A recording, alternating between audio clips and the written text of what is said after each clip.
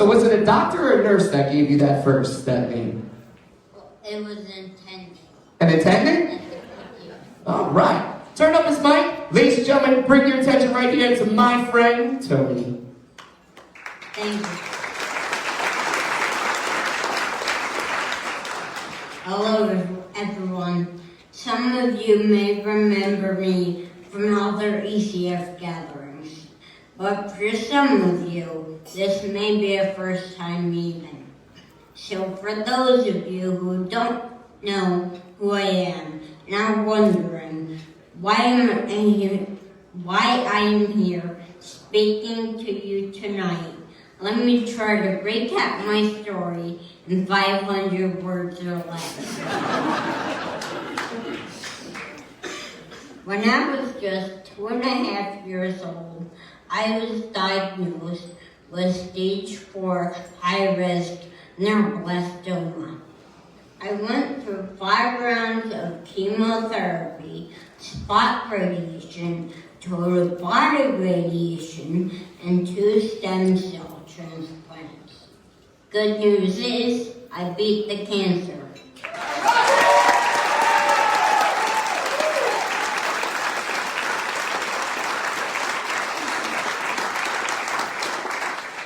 But the bad news was it came at a pretty high cost. In the years that followed, I developed cataracts, diminished thyroid function, high-frequency hearing loss, and I had to have titanium pins put in both my hips. When I turned 13, I went into kidney failure. My father was nice enough to give me one of his.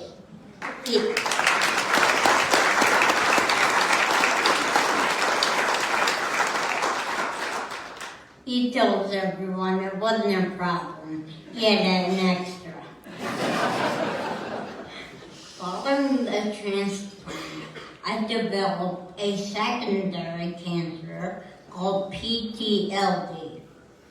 I had to go through chemo again.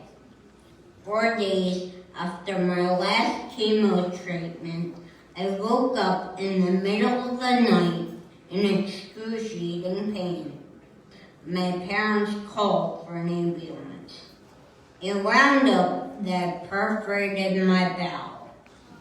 I was medevac down to Children's Hospital in pretty bad shape.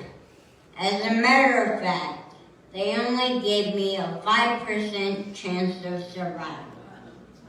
I was placed in a medically induced coma for 5 weeks while they tried to clear the sepsis and the damage it did to my body. When the doctors lifted the paralytic, I was actually paralyzed. All I could do was blink my eyes.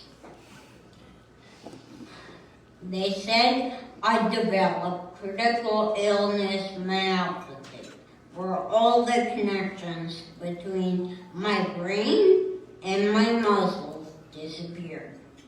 I spent 8 straight months in the hospital and the last 3 years doing physical therapy to regain strength and mobility.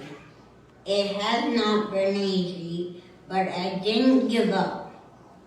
Not only didn't I give up, but I kept up with my schoolwork, after school activities, and Boy Scouts.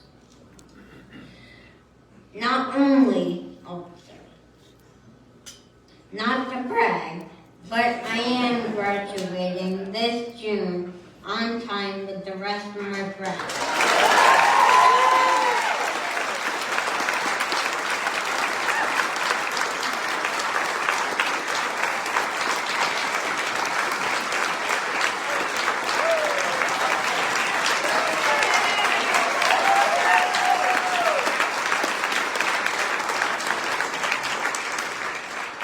I am a member of National Honor Society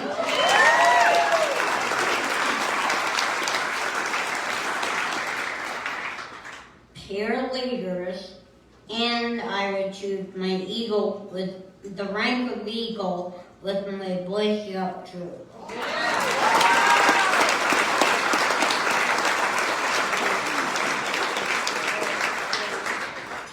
And that only took me 342 words. Now that you have gotten to know a little about me, let me tell you a little bit about my family and ECF. After my initial treatment was over, my family knew we wanted to find a way to give back to the community that helped us so much. We saw right away that there were two types of pediatric cancer charities. Those that focus on research with the hope of curing this disease, and those that lend support after a child is diagnosed. Both are equally important. Research dollars are needed, so no kid has to go through what I did. Less toxic therapies and cures are vitally important.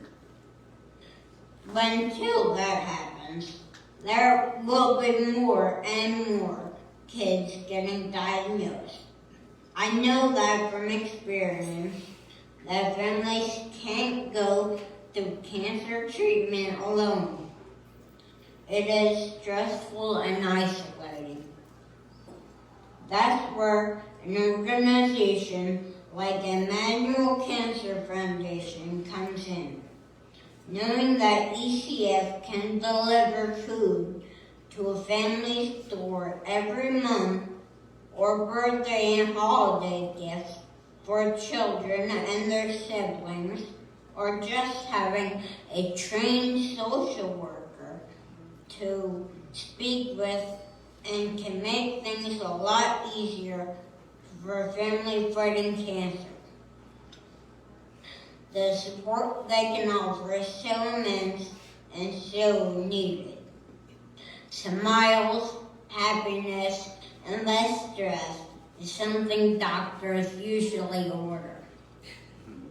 So until the researchers can find a cure, ECF will continue to be there to give support to kids like me.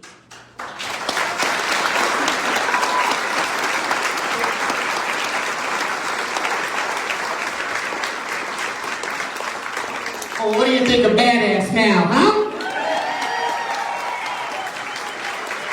Tony, you are amazing. That's all I can say.